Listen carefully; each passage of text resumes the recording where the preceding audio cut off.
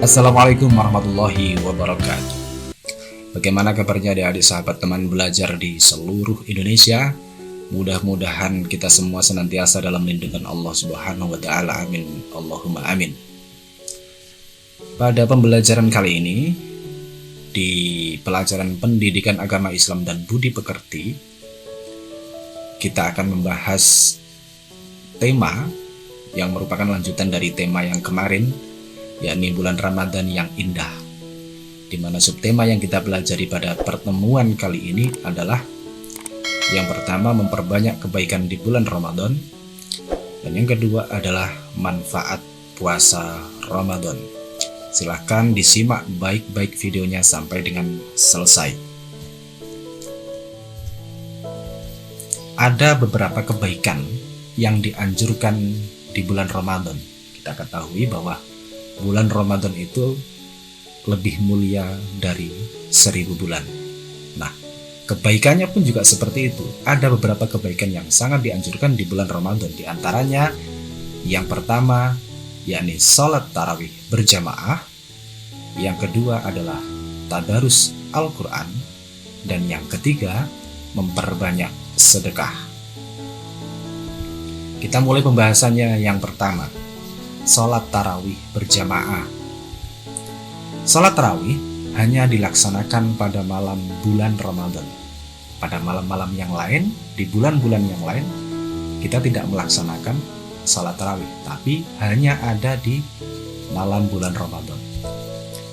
Waktu pelaksanaannya adalah pada malam hari setelah sholat isya. Gak boleh, umpamanya kok setelah maghrib, ini mumpung lagi kepingin sholat setelah maghrib langsung sholat tarawih, gak boleh. Mumpung siang-siang ini, mumpung lagi nyantai, siang-siang sajalah, lagi puasa, terus setelah sholat duhur langsung sholat tarawih juga tidak boleh. Waktu pelaksanaannya sudah ditentukan, yakni setelah sholat isya. Jumlah rakaat sholat tarawih sebanyak 20 rakaat dan ditambah 3 sholat witir. Ada juga yang melaksanakan dengan 8 rakaat dan ditambah 3 witir.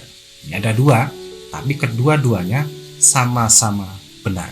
Yang salah yang mana? Yang salah yang tidak sholat tarawih. Kita harus melaksanakan sholat tarawih karena sholat tarawih hanya dapat dilakukan selama bulan Ramadan dan tidak terdapat di bulan-bulan yang lain. Kenapa kok dianjurkan? Karena hanya 1 tahun sekali. 1 tahun hanya ada 1 bulan kita melaksanakan sholat tarawih. Alangkah ruginya kita kalau kita menyia-nyiakan tidak sholat tarawih selama Ramadan. Karena setelah Ramadan kita tidak melaksanakan lagi sholat tarawih. Kita tidak dapat lagi pahala sholat tarawih. Yang berikutnya yakni tadarus Al-Quran. Nah, mungkin adik-adik kalau pada malam bulan Ramadan, malam hari kan di musola-musola, di masjid-masjid terdengar banyak sekali orang-orang bertadarus Al-Quran. Tadarus Al-Quran artinya membaca Al-Quran secara tartil dengan tajwid dan makhraj yang benar atau dengan bacaan yang fasih. Tadarus dapat dilaksanakan sendiri-sendiri atau dengan cara bergantian, yaitu salah seorang peserta membaca Al-Quran sedangkan yang lainnya menyimak atau memperhatikan bacaan tersebut. Jadi ketika tadarus Al-Quran, kalau adik-adik sedang melaksanakannya di masjid ataupun di musola, itu secara bergiliran. Jadi kalau adik yang membaca, maka teman-teman yang lain menyimak. Nah, ketika ada bacaan yang salah, maka yang lain mengingatkan. Nah, ketika dijumpai kesalahan membaca, maka peserta yang lainnya segera membenarkannya sesuai dengan bacaan yang semestinya atau bacaan yang benar. Itu namanya tadarus Al-Quran. Jadi di sini bukan hanya sekedar membaca Al-Quran, tapi ada yang menyimak biar nanti tahu kesalahannya. Kalau ada yang salah, ada yang mengingatkan. Nah, yang ketiga yakni memperbanyak sedekah. Bersedekah maksudnya memberikan sesuatu yang bermanfaat kepada orang lain dengan niat ikhlas karena mengharap ridho Allah. Jadi bukan karena niat yang lain. Saya mau sedekah, biar orang mengatakan saya dermawan. Maka di situ niatnya bukan karena Allah, tapi niatnya sudah karena orang lain. Wah, ini mumpung ada Pak Guru, saya mau sedekah yang banyak biar dilihat sama orang. Itu sudah riya atau pamer, bukan karena Allah lagi. Tapi di sini sedekah yang dimaksud adalah lillahi ta'ala, hanya karena mengharap ridha Allah ta'ala. Bersedekah dianjurkan dengan sesuatu yang bermanfaat bagi penerimanya. Nah, kalau adik-adik yang masih kecil sedekahnya kepada temannya apa ya? Mungkin kalau ada temannya yang gak bawa uang saku, lupa, atau mungkin yang uang sakunya kurang. Ya kalau adik-adik yang merasa kelebihan uang saku, yaitu diajak temannya untuk jajan bareng-bareng. Itu juga merupakan sedekah. Kalau ada temannya yang mohon maaf yang miskin barangkali, yang tidak mampu beli seragam sekolah, yaitu kita bantu dengan urunan dengan teman-temannya untuk membelikan seragam biar dapat seragam. Itu kan ada manfaatnya. Jangan kok terus ada orang, anak kecil, anak-anak nggak punya seragam terus dikasih seragam bapaknya. Itu kan tidak bermanfaat. Ada anak usia masih sekolah dasar dibelikan sepatu, tapi sepatunya yang ukuran besar, tidak ada manfaatnya. Maksudnya di sini bersedekah dianjurkan dengan sesuatu yang memiliki manfaat, atau yang memiliki manfaat langsung, biar langsung bisa dirasakan.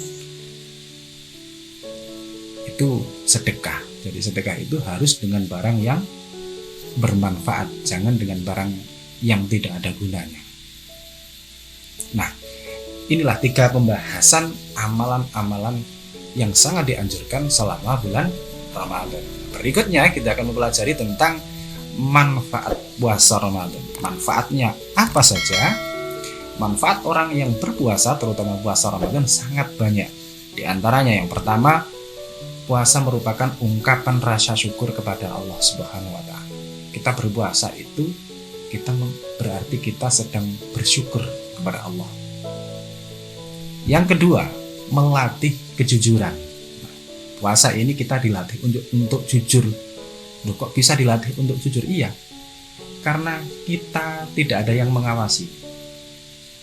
Kita pulang sekolah, berangkat ke sekolah panas-panas, pulang panas-panas, mampir dulu mumpung gak ada orang yang lihat, kita minum dulu. Tapi kita kan tidak seperti itu. Kita ini karena Allah, karena kita puasa meskipun tidak ada yang mengawasi, kita tetap puasa. Kita tidak membatalkannya terus lalu pura-pura puasa gitu, enggak.